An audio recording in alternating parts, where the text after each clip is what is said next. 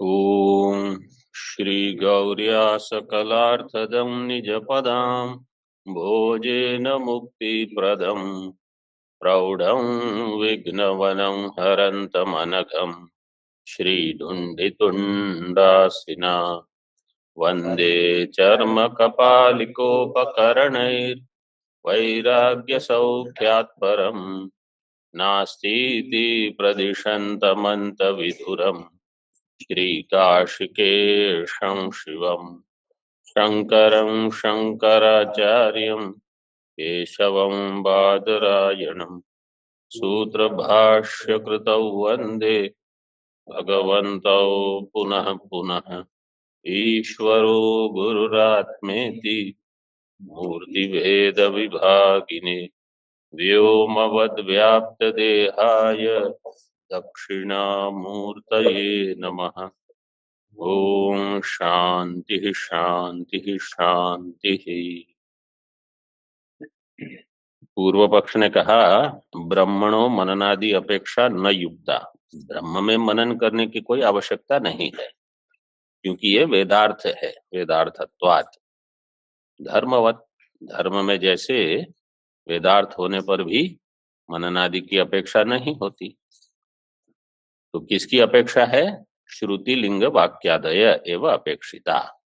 भाष्यकार देखिए, न धर्म जिज्ञासायाम इव श्रुत्यादय एवं प्रमाणम ब्रह्म जिज्ञासायाम। धर्म जिज्ञासायाम इव, जैसे धर्म जिज्ञासा में श्रुत्यादि प्रमाण है। आदि से क्या लोगे? लिंग, वाक्य, प्रकरण इत्यादि। अगर कोई टीका ठीक से नहीं देखते अथवा टीका पढ़ते ही नहीं, केवल भाष्य, ऐसे भी है कोई आचार्य कहते हैं हम केवल हाँ भाष्यकार को ही मानते हैं वो। यहाँ अभी श्रुत्यादय दे दिया है तो कोई कहेगा ठीक है, श्रुति स्मृति न्याय आदि से, तो न धर्म जिज्ञासायाम एवं श्रुत्यादय एवं प्रमाणम ब्रह्म जिज्ञासायाम। टीकाओं का अपना प्रयोजन है, आप उसका निषेध नहीं कर सकते। धर्म जिज्ञासा में जैसे श्रुति लिंग वाक्य प्रकरण स्थान समाख्या ये प्रमाण है, ब्रह्म जिज्ञासा में ये सारे नहीं आवश्यक है, किंतु श्रुत्यादयो अनुभवादयश्च, तो वहां श्रुति आदि, आदि से क्या लोगे फिर? वहां टीका में दिया है आदि से मनन निधिध्यासन। धर्म जिज्ञासा में जो श्रुत्यादय है वहां आदि पद से क्या लोगे? श्रुति। ब्रह्म जिज्ञासा में श्रुत्यादय दिया है, वहां आदि पद से क्या लोगे? मनन निधिध्यासन। ये स्पष्ट रहे बिल्कुल। और अनुभव भी, अनुभवादयश्च, आत्मा ही अनुभव स्वरूप है। सिद्धांत बिंदु में मधुसूदन सरस्वती जी ने कहा आत्मा ही अनुभव है। आत्मा का अनुभव जो कहते हैं लोग, आत्मा का अनुभव, अनुभव का अर्थ है ज्ञान। आत्मा ही ज्ञान स्वरूप है, मतलब आत्मा ऐसी वस्तु है जिसका अनुभव कभी न हो, ये संभव नहीं। क्या कहा हमने? आत्मा ऐसी वस्तु है जिसका अनुभव न हो, ऐसा क्यों? क्योंकि आत्मा साक्षात अपरोक्ष है और स्वयं प्रकाश है, तो अपने आप में ही चैतन्य है। जो अपरोक्ष है, चैतन्य स्वरूप है, स्वयं प्रकाश है, उसका अनुभव कभी नहीं होगा, ये संभव नहीं है। तो इसमें अनुभव प्रमाण हो जाएगा। और अगर कोई कहे कि श्रुति आदि से फिर कैसे ज्ञान होता है, तो श्रुत्यादि आत्म विषय का अविद्या की निवृत्ति करने में प्रमाण है। तो अविद्या की निवृत्ति होने से ऐसा लगता है कि हाँ, अब मुझे आत्मा का अनुभव हुआ। तो अब मुझे आत्मा का अनुभव हुआ, तो अब तक क्या हो रहा था? आत्मा का अनुभव तो सतत है। आत्मबोध में एक श्लोक आता है, आत्मा तो सततम प्राप्तो व्यप्राप्तवद विद्यया। आत्मा तो सततम प्राप्त है, लेकिन अप्राप्य कैसे है वो? अविद्या से। अविद्या अप्राप्त इव तन्नाशे प्राप्त वद भाति। अविद्या नाशे वो प्राप्त वद ऐसा लग, अच्छा अब प्राप्त हो गया। कैसे? स्वकंठा भरणम यथा, जैसे कंठ में आभरण है और अब मिल गया। अब मिल गया क्या? पहले से कहीं गुमा ही नहीं था। इसलिए वो हस्तामलक आचार्य ने क्या कह दिया? नित्योपलब्धि स्वरूपो हम आत्मा। मैं कैसा हूं? नित्य उपलब्धि स्वरूप। जिसकी उपलब्धि कभी हो कभी न हो, कभी वो उपलब्ध हो कभी अनुपलब्ध हो, ये आत्मा नहीं है। आप किसी अनात्मा को आत्मा मान के विचार कर रहे हो। तो नित्य उपलब्धि स्वरूप है। उपलब्धि का अर्थ है ज्ञान भी, और उपलब्धि का अर्थ है प्राप्ति भी। दोनों प्रकार से घटा सकते हो। नित्य प्राप्त है। हर शब्द के ऊपर विचार बहुत हो सकता है। यहाँ अनुभव से सरल अगर लेना है तो केवल इतना कि आप्त पुरुषों का अनुभव है। इसमें आपत्ति क्या होगी? जैसे हम कहेंगे ये आप्त पुरुष है, वो अन्य दार्शनिक क्या कहेंगे? हमारे जो आचार्य हैं वो भी आप्त पुरुष हैं, उनका भी अनुभव है। फिर आपको विरोध होगा कि जो वो कहते हैं आत्मा में द्वैत है, हम कहेंगे आत्मा में आत्मा अद्वैत है। अब फिर विरोध। केवल अगर अनुभव को प्रमाण मानेंगे तो सभी कहेंगे हमारे आचार्यों का भी अनुभव है। सामान्य मनुष्य भी कहेगा ये मेरा अनुभव है। आपके अनुभव की कीमत क्या है? कुछ नहीं। अगर वो श्रुति से सम्मत नहीं है तो वो अनुभव का कोई महत्व नहीं रहा। तो श्रुत्यादयो अनुभवादयश्च यथा संभवम इह प्रमाणम। यथा संभवम, यथा संभवम का अर्थ है यथा योग्यम। अनुभवावसानत्वात् भूत वस्तु विषयत्वाच्च ब्रह्म ज्ञानस्य। अनुभव अवसानत्वात्, ब्रह्म कैसा है अथवा ब्रह्म ज्ञान कैसा है? वो अनुभव अवसान रूप है। और भूत वस्तु है। भूत वस्तु का अर्थ है ये भविष्य वस्तु नहीं है, ये साध्य नहीं है, ये जो अभी से है उसी के बारे में बता रहा है। और यह ज्ञान है आप अनुभव कर सकते हो ऐसे अपने आप में। अब टीका में देखिए, जिज्ञास्ये धर्मे इव जिज्ञास्ये ब्रह्मणि इति व्याख्येयम्। भाष्य में कहा धर्म जिज्ञासायाम इव। तो धर्म जिज्ञासा और ब्रह्म जिज्ञासा, जिज्ञासा में श्रुत्यादि प्रमाण है। इसका अर्थ क्या करना है? जिज्ञास्य धर्म में, मतलब जिज्ञासा का जो विषय है उसमें श्रुति लिंग वाक्य प्रकरण ये प्रमाण है, मतलब सहायक होते हैं। और जिज्ञास्य ब्रह्मणि, ब्रह्म जिज्ञासायाम का अर्थ क्या करना?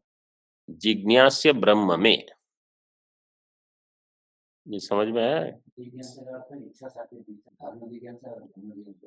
मतलब जिज्ञासा के विषय में, चाहे वो जिज्ञासा धर्म विषयक हो चाहे जिज्ञासा ब्रह्म विषयक हो, जिज्ञासा के विषय में प्रमाण, सहायकारी प्रमाण क्या होगा? तो उनके विषय में श्रुति आदि, वेदांत के विषय में श्रवण मनन निधिध्यासन।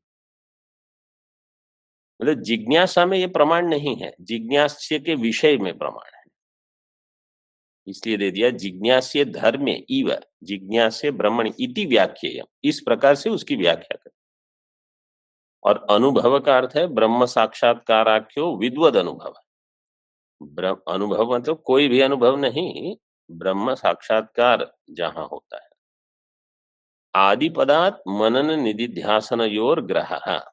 ये जो आदि पद है श्रुत्यादि ब्रह्म जिज्ञासा के लिए, वहां आदि पद का अर्थ करना मनन निधिध्यासन।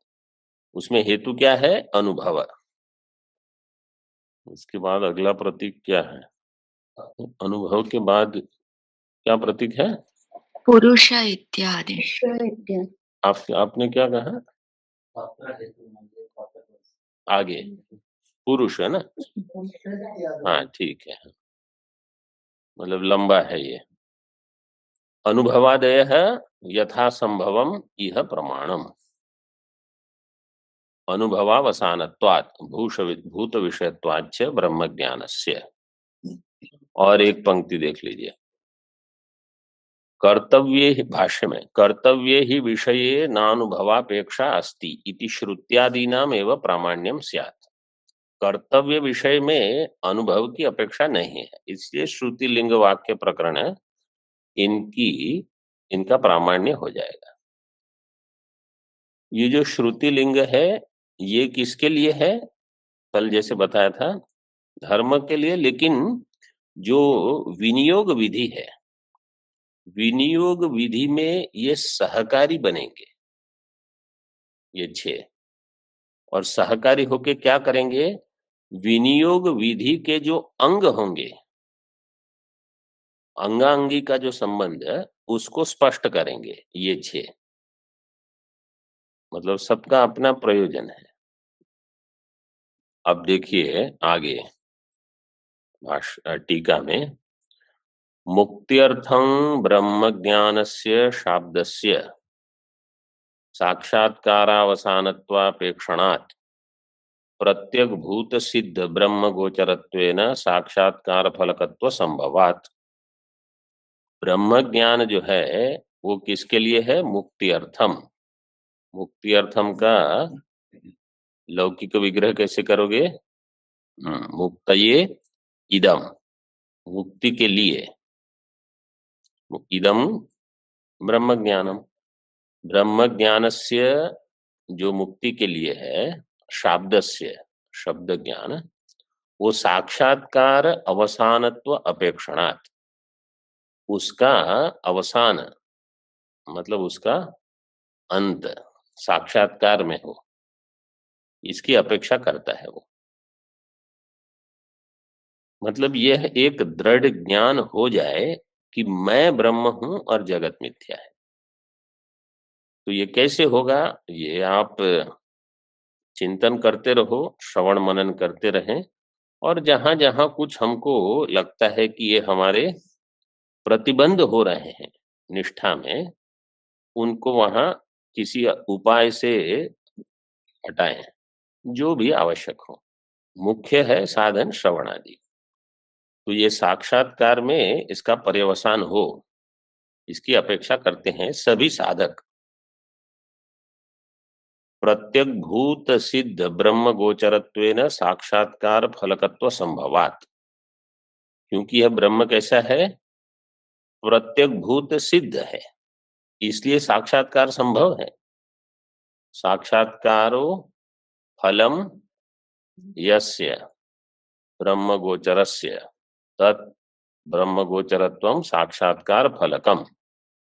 वो ब्रह्म गोचर जो है साक्षात्कार फल के योग्य है, वो साक्षात्कार फल हो जाएगा ब्रह्म गोचर के रूप में।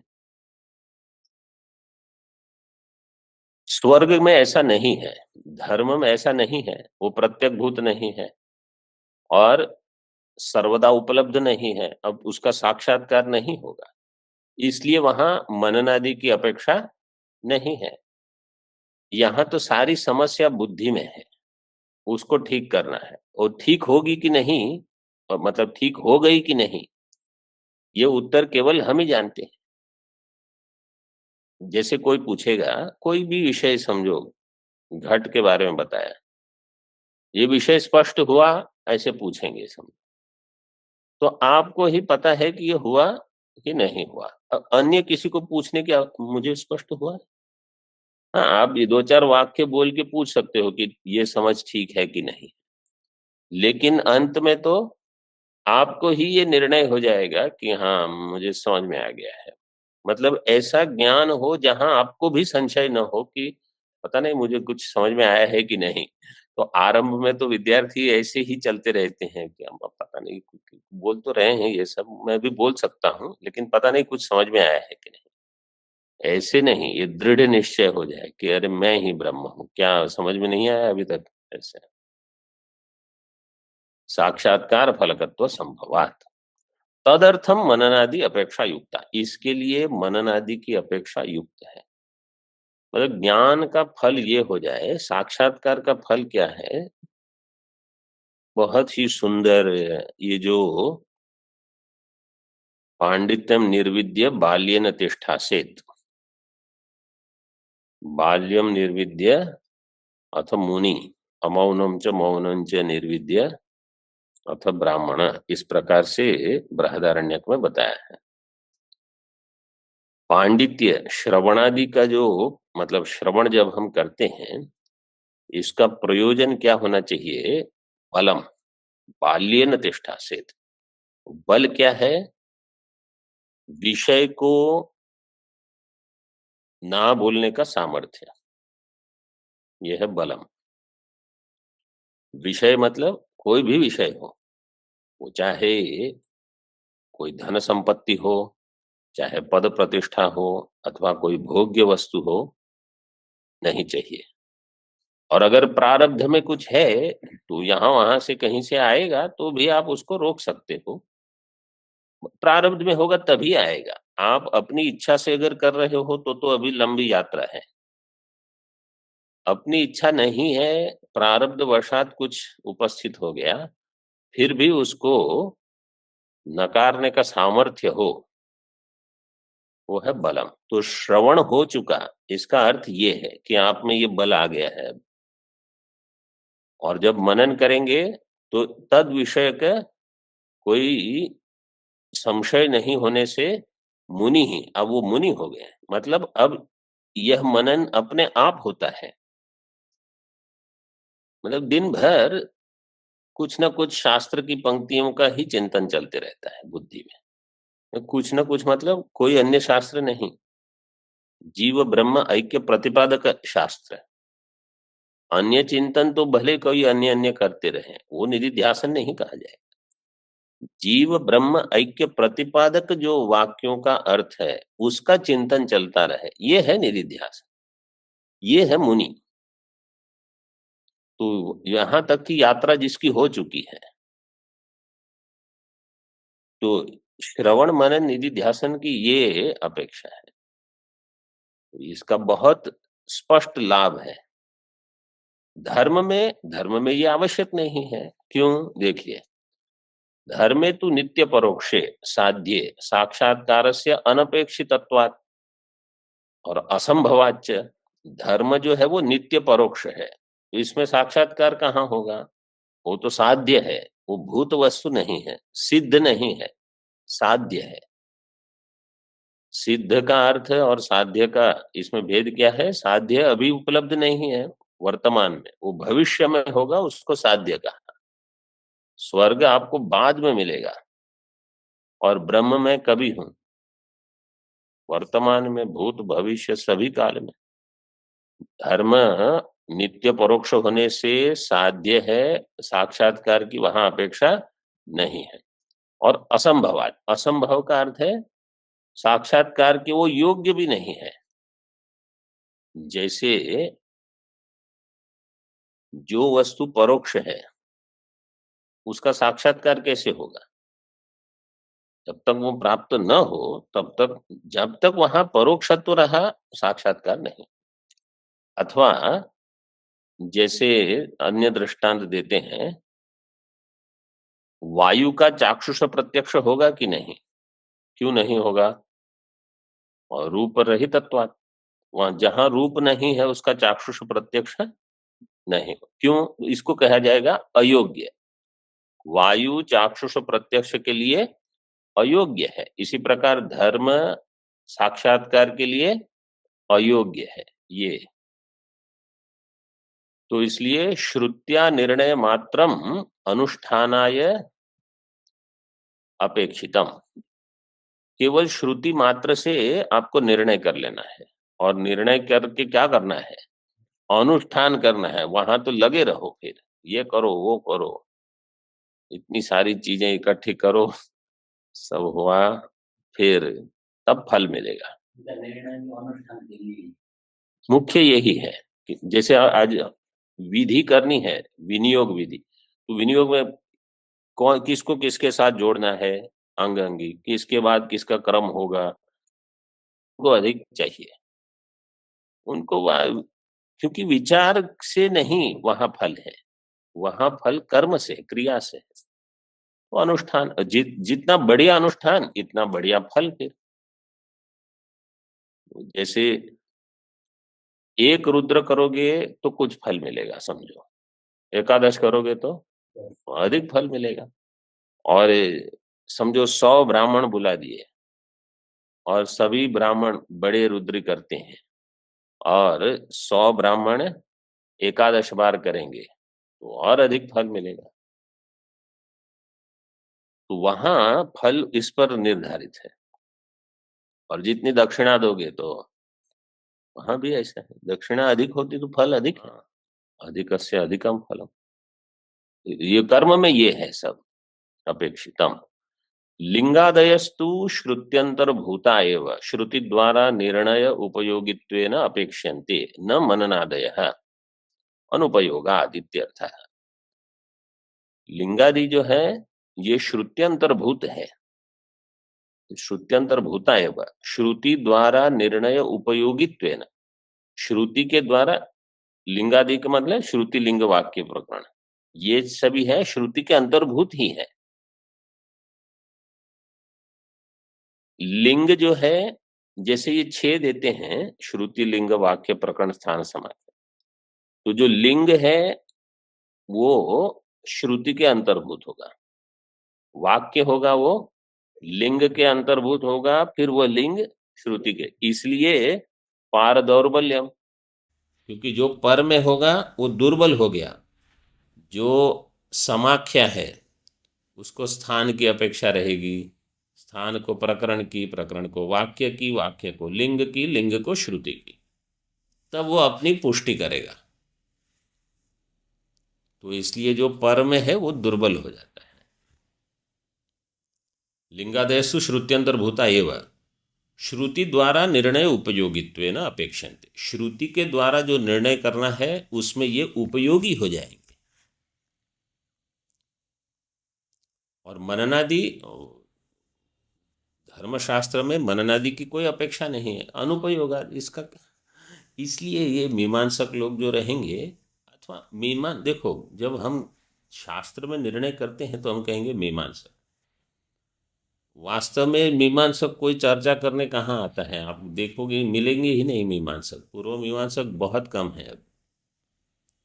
लेकिन लौकिक बुद्धि वाले जो होते हैं, जिनको कर्म में बहुत रुचि है, कर्म को महत्व देते हैं, वो ऐसे ही हैं, कहीं इतना मनन करने की क्या जरूरत है, ये पढ़ो वो पढ़ो, क्या ये अनुपयोगा, करना क्या है, अरे कुछ करो, कर्म करो। उदाहरण भी दे देंगे कहीं से, कर्मणैव हि संसिद्धिम आस्थिता जनकादि, देखो जनक आदि को सिद्धि कैसे प्राप्त हुई, कर्म से। तो आपको क्या करना है, हाँ मतलब क्या उदाहरण, वहां सिद्धि का अर्थ क्या है,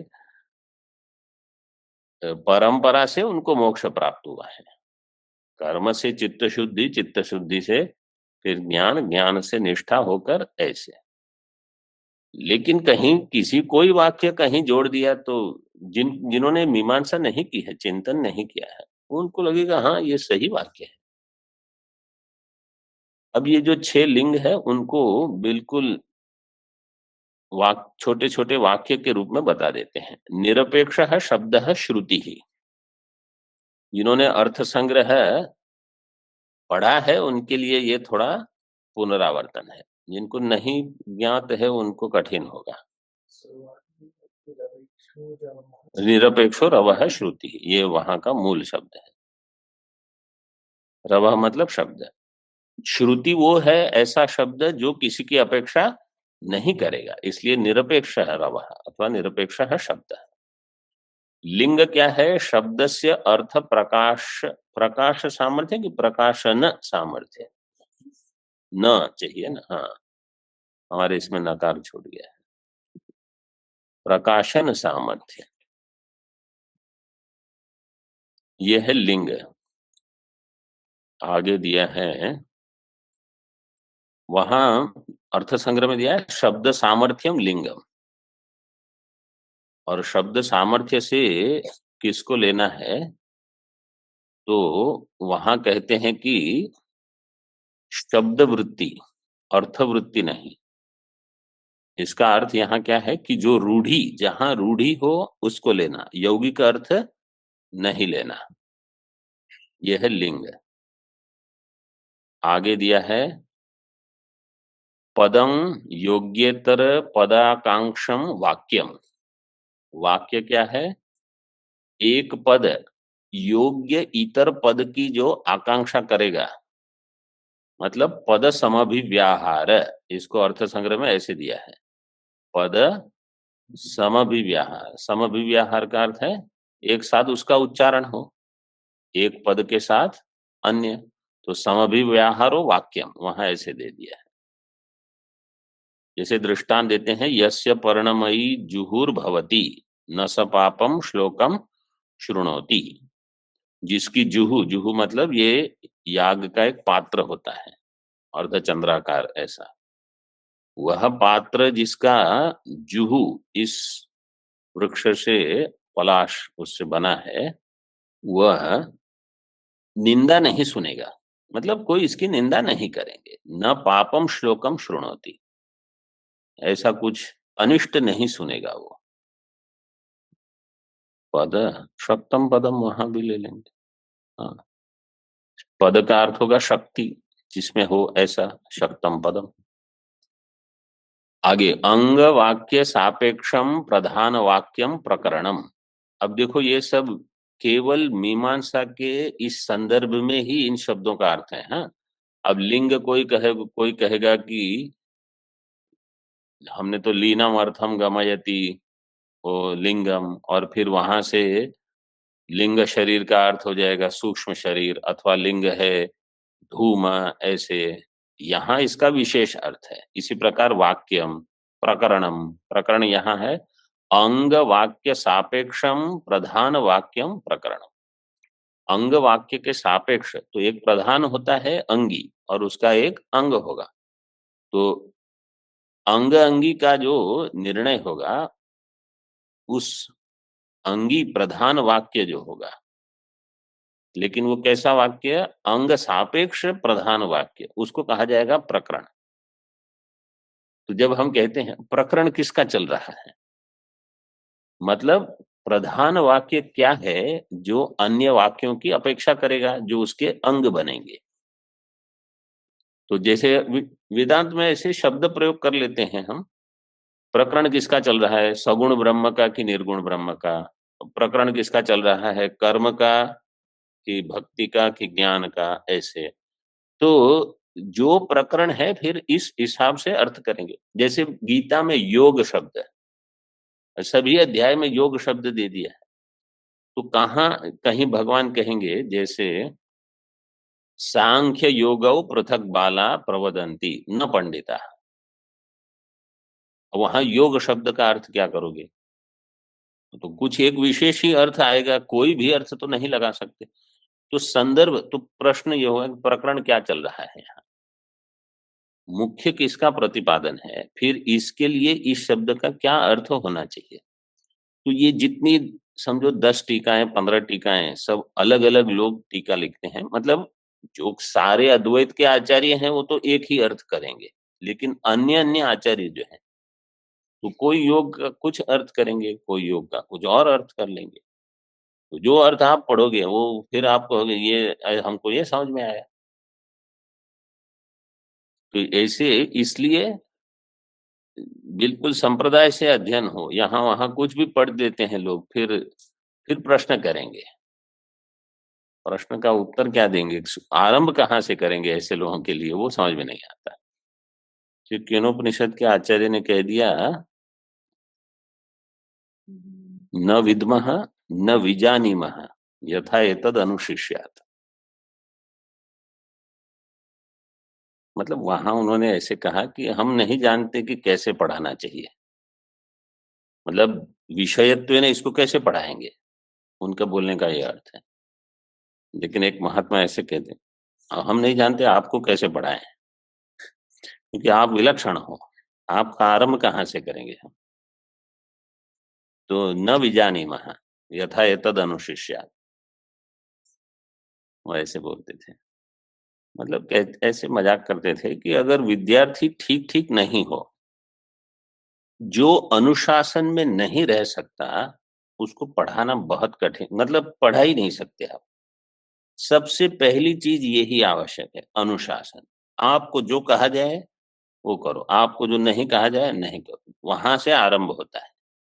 बाकी सब ये तो गौण है, मुख्य वो समझ में आ गया तो आप सब समझ लोगे, वो नहीं तो अपने ही इससे चलते रहोगे फिर। क्रम पठितानाम अर्थानाम क्रम पठितैर यथाक्रमम संबंधः स्थानम, ये स्थानम ये कौन सा है? पांचवा। क्रम पठित अर्थ, यहाँ वो पाठक्रम अर्थक्रम ये सब है। तो क्रम पठित ही यथाक्रमम संबंध, जिस प्रकार से क्रम है इस प्रकार से इनका संबंध, ये हो गया स्थानम। दृष्टांत देते हैं, यथा ऐन्द्राग्नेयादय इष्टयो दशक्रमेण पठिताः दशमन्त्राश्च इंद्राग्निरोचनादिवः इत्याद्याः। ये इंद्र अग्नि ऐसी 10 इष्टियां हैं, क्रम से अगर समझो इनका पठन होता है, वेद में आता है, तो इनके 10 मंत्र होंगे और क्रम से उनका संबंध होगा। इंद्र इष्टि के लिए इंद्र के मंत्र, अग्नि इष्टि के लिए अग्नि के मंत्र, ऐसे। इष्टि मुख्य 3 प्रकार की इष्टियां मानते हैं। एक होती है,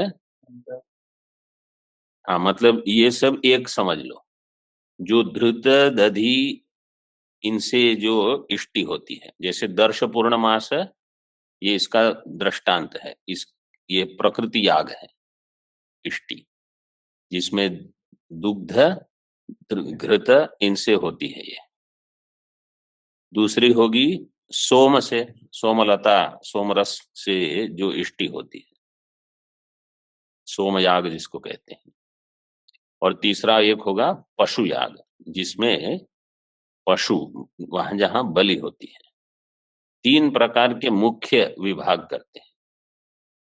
एक घृत दुग्ध इसकी होगी इष्टि आदर्श पूर्ण जैसी, एक सोमयाग सोमवती इष्टि, और एक पशु याग, ये मुख्य 3 है। तो यहाँ दे दिया ऐन्द्राग्नेयदयो इष्टि, ये सारे जितने हैं क्रम से अगर होंगे तो यथाक्रमम संबंध है, ये हो गया स्थान। तथा प्रथम इष्टौ प्रथम मंत्र से विनियोग इत्यादि ऊहनीय। देखो यहाँ विनियोग के लिए है, स्पष्ट हो गया। प्रथम इष्टि के लिए प्रथम मंत्र का विनियोग करना, इस प्रकार से। इसमें ज्यादा चिंतन क्या करना है, तो क्रम से है, बस इतना कर लो। और समाख्या, संज्ञा साम्यम समाख्या, यथा अध्वर्य संज्ञकानाम मंत्राणाम आध्वर्य संज्ञके कर्मणि विनियोग, ये भी विनियोग के लिए। आध्वर्य संज्ञक, अध्वर्यु कौन है? यजुर्वेद का जो ऋत्विक ऋत्विक होता है उसको कहा जाएगा अध्वर्यु। अध्वर्यु संज्ञक उनके जो मंत्र हैं, आध्वर्य संज्ञकानाम मंत्राणाम आध्वर्य संज्ञक कर्म में विनियोग, तो किस मंत्र का किस कर्म के साथ विनियोग, ये हो गया समाख्या इति विवेक। एवं तावत, ऐसा होने पर ब्रह्म न मननादि अपेक्षम वेदार्थत्वात् धर्मवत् इति अनुमाने साध्यत्वेन धर्मस्य अनुभवा योग्यत्वम। पहले ये देख लीजिए, ये अनुमान ब्रह्म न मननादि अपेक्षम वेदार्थत्वात् धर्मवत्, ये पहले आया है। ये अनुमान कहाँ आया? आज पाठ जहां से शुरू हुआ पहली पंक्ति ये थी, नहीं, ये आज अभी पाठ जो आज शुरू किया यहीं से ननु से आरंभ है ना, वहां ननु ब्रह्मणो न मननादि अपेक्षा न युक्ता वेदार्थत्वात् धर्मवत, उसके पहले आ गया है ये अनुमान। कहाँ दिया था? वैसे नहीं तो इसी को ले लो, पहले भी दिया होगा। ये अभी दिया है जो मनन की अपेक्षा नहीं है, क्यों? वेदार्थत्वात् धर्मवत। तो अभी देखिए यहाँ इति, इस अनुमान में सिद्धांती देखो क्या कहता है, हमें ध्यान दीजिए। साध्यत्वेन, साध्य क्या है इसमें? मननादि अनपेक्षत्वम। ऑनलाइन वाले तस्मात जागृत जागृत, सभी लोग थोड़े जागृत रहें। इसमें सिद्धांत कहता है इसमें उपाधि है, धर्मस्य अनुभवा योग्यत्वम, ये उपाधि है। एक उपाधि और भी एक उपाधि है, उपाधि को घटाएंगे अभी। उपाधि का लक्षण क्या है? साध्य व्यापकत्व सति साधना व्यापकत्वम। साध्य क्या है इसमें? मननादि अनपेक्षत्वम। उसको कहाँ घटाएंगे? साध्य व्यापकत्व जो अंश है उसको कहाँ घटाएंगे? दृष्टांत में। दृष्टांत में। दृष्टांत क्या है? धर्म। तो धर्म में मननादि, यत्र यत्र मननादि अनपेक्षत्वम। स्वामी जी, मननादि अनपेक्षम और मननादि अपेक्षम? मननादि अपेक्षम is there in our reading. उसके पहले न दिया है कि नहीं? नो स्वामी जी। ब्रह्म न मननादि अपेक्षम नहीं है? नो नो स्वामी जी, तावत ब्रह्म मननादि अपेक्षम। हाँ तो न डाल दीजिए। कौन सी पुस्तक आप लोग देख रहे हैं? है तीन स्वामी। टीका। तीन टीका। हाँ तीन टीका। अच्छा हाँ, अभी आप लोग एक काम कीजिए, ये तीन टीका वाली उपयोग मत कीजिए, ये गलत है। मतलब गलत नहीं है, सही है, लेकिन हमारे मेरे पास वो पुस्तक नहीं है। मैं जिस पुस्तक से पढ़ा रहा हूँ वो अन्य पुस्तक है, आप उसको डाउनलोड कीजिए। अभी तो न डाल दीजिए वहां, ब्रह्म न मननादि अपेक्षम वेदार्थत्वात्। अभी ठीक हो गया? तो साध्य क्या है? मननादि अनपेक्षम, मन अनपेक्षत्वम। ठीक है? स्वामी जी। जी स्वामी जी। हाँ, उपाधि को कैसे घटाएंगे? साध्य का व्यापक। साध्य का व्यापक का अर्थ है यत्र यत्र मननादि अनपेक्षत्वम तत्र तत्र धर्मस्य अनुभव योग्यत्व। तत्र तत्र धर्मस्य, धर्मस्य की आवश्यकता नहीं है, अनुभव योग्यत्व। तो जहां जहां अनुभव अयोग्यत्व, अनुभवा योग्यत्व है ना। हाँ, जो जो यत्र यत्र मननादि अनपेक्षत्वम तत्र तत्र अनुभवा योग्यत्वम, वो अनुभव के योग्य नहीं है। जैसे धर्म, धर्म में मननादि की अपेक्षा नहीं है, वो अनुभव के योग्य नहीं है। तो साध्य व्यापकत्व वहां घट गया। और साधन का अव्यापक, साधन का अव्यापक आपको घटाना होगा पक्ष में। पक्ष है ब्रह्म, साधन क्या है? वेदार्थत्व। वेदार्थत्वम। वेदार्थ तो साधन का अव्यापक। साधन का अव्यापक का अर्थ है हाँ, हेतु क्या है? तो साधन क्या है? वेदार्थ। ब्रह्म में वेदार्थत्व रहेगा? रहेगा। रहेगा। ब्रह्म में अनुभवा योग्यत्व? नहीं ब्रह्म में रहेगा। अनुभव योग्यत्व है, अनुभवा योग्यत्व ब्रह्म में नहीं है। तो साधन का अव्यापक हो जाएगा। तो इसलिए साध्य व्यापकत्व, साधना व्यापकत्व अनुभवा योग्यत्व में घट गया। इसलिए अनुभव योग्यत्व उपाधि हो गई। हेतु आपका हो गया सोपाधिक। सोपाधिक हेतु साध्य की सिद्धि नहीं करेगा। दूसरी और एक उपाधि है अनपेक्षित अनुभवत्वम। वहां अनुभव की अपेक्षा भी नहीं है, जो अनुभव योग्य भी नहीं है और अनुभव की अपेक्षा नहीं है। अनपेक्षित अनुभवत्व मतलब धर्म में अनपेक्षित अनुभवत्व है। ब्रह्म में बस इतने से ही हो गया, मतलब बाकी पूरा घटाना चाहिए। यत्र यत्र मननादि अनपेक्षत्वम तत्र तत्र हाँ अनपेक्षित अनुभवत्वम,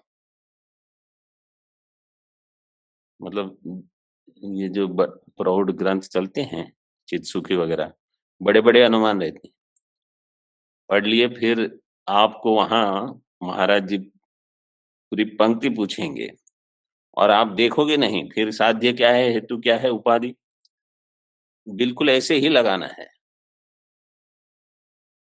पुस्तक से। फिर बार बार इधर उधर तो वहां तो पाठ पूरा ही नहीं होगा फिर, क्योंकि हर तीसरी पंक्ति में कुछ अनुमान रहेगा, कुछ उपाधि रहेगी। और ये तो अभी अन्वय व्याप्ति में हम उपाधि लगा रहे हैं, उसकी व्यतिरेक व्याप्ति करके उसमें भी उपाधि लगाते हैं पूर्व पक्ष में कभी, क्योंकि अन्वय व्याप्ति में अगर उपाधि नहीं दिखी तो जैसे यहाँ इसकी व्यतिरेक व्याप्ति क्या होगी, अन्वय व्याप्ति क्या होगी इस अनुमान में, यत्र यत्र वेदार्थत्वम तत्र तत्र मनन अनपेक्षत्वम। मननादि अनपेक्षत्वम। फिर इसकी व्यतिरेक व्याप्ति क्या करोगे,